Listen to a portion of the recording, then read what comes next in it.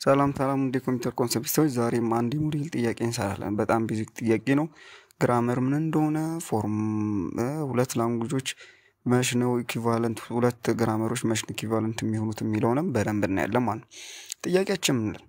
when we say two grammars are equivalent ይላል። when the language is represented by both grammars are the same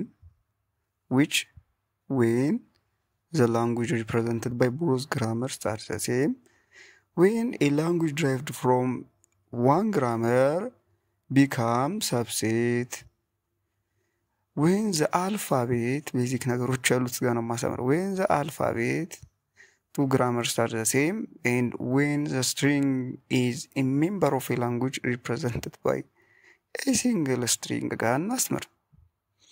ኦኬ ስለዚህ ሁለት ግራመሮች መቼ ነው ሁለት ግራመሮች ኢኩቫለንት ናቸው የምንለው ነው የሚለን። በመጀመሪያ ግራመር ምንድነው እሱን እንመጣለን። ሶ ግራመር ለምሳሌ ግራመር ላይክ ኮንቴክስት ፍሪ ግራመር እንደምንለው ማለት a set of rule a set of production rule a set of rules ማለት ለምሳሌ ኮንቴክስት ፍሪ ግራመር ላይ ከሆነ ፕሮዳክሽን ሩል ስብስብ ማለት ኦኬ ፕሮዳክሽን ሩል ምን መሰላችሁ? ለምሳሌ ኮንቴክስት ፍሪ ግራመር ጋር የምትሄዱ የምታገኙትን ነገር ልንገራችሁ። ኮንቴክስት ፍሪ ግራመር የሚል ዩቲዩብ ላይ ያለው ይያችኋለሁ ይላችሁ ማየት ትችላላችሁ። ኤ ፕላስ ኢ ይሄውን ሩል ነው ማለት ሩል ነው ማለት which means ግራመር ነው።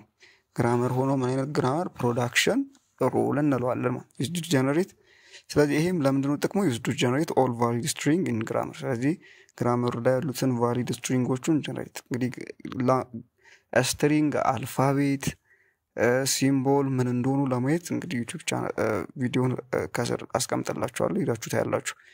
ከዛ set of rule ነው። ስለዚህ ግራመር ማለት ሩል ነው ምን ለማምረት የሚያገለግል ነው ስትሪንጎችን። ያ ግራመር ደግሞ ምንን ጀነሬት ያደርጋል ይላል ላንጉጅን ይሰራል ማለት ለምሳሌ C++ እና ፓይተን ሁለት ላንጉጆች አሉ።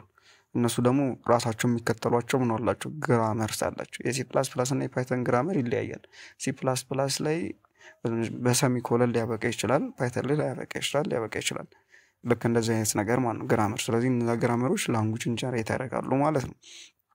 the entire collection of all valid sentence or strings that can be generated by those rules በእነዚህ ሩሎች የሚመረት የስትሪንጎች ስብስብ ምን ይባላል ላንጉጅ ይባላል ማለት ነው። ስለዚህ ምንድነው መሽ ነው ኢኩቫለንት ነው ምናምን የምንለው ነው። ስለዚህ ሁለት ግራመሮች ኢኩቫለንት ነው ለማለት if they generate exact the same string ማለት exact the same string ለምሳሌ ፓይተን እና C++ ኢኩቫለንት ናቸው አይደሉ? exact the same string ማምረት ከቻሉ ምናቸው ኢኩቫለንት ናቸው ማለት ነው። ካልሆነስ በተአምር ሊሆን አይችልም። ስለዚህ ላንጉጅ 1 የሚያመርተውና ላንጉጅ 2 ስለዚህ ሌት LG1 በግራመር 2 የሚመሰረተው ላንጉጅ እና በግራመር 1 ላንጉጅ የሚመሰረቱት እኩል ከሆኑ at this time ምንድነው ኢኩቫለንት ናቸው። ስለዚህ ከኤቭሪ string generated by G1 እና every string generated by G2 ምን መሆን አለበት ኢኳል መሆን አለበት ማለት ነው። እስቲ ወደ ጥያቄያችን እንምጣ። when the language is represented by both grammars are the same ስለዚህ በሁለቱ ግራመሮች ሪፕሬዘንት የሚደረገው ግራመር ይሄ ነው መልሱ የሚሆነው ላንጉጁ ተመሳሳይ ከሆነ ኤግዛክትሊ ተመሳሳይ ነው። ስለዚህ when the language derived from one grammar become subset በተአምር subset ሊሆን አይችልም። subsetም መሆን የለበትም። ስለዚህ በቀላሉ ኤክስታ when alphabet አረካ አልፋቤት ከግንኙነት የለም።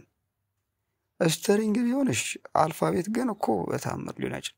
when a single string አይደለም ያልነው ወገን the whole string every string ነው ያለው።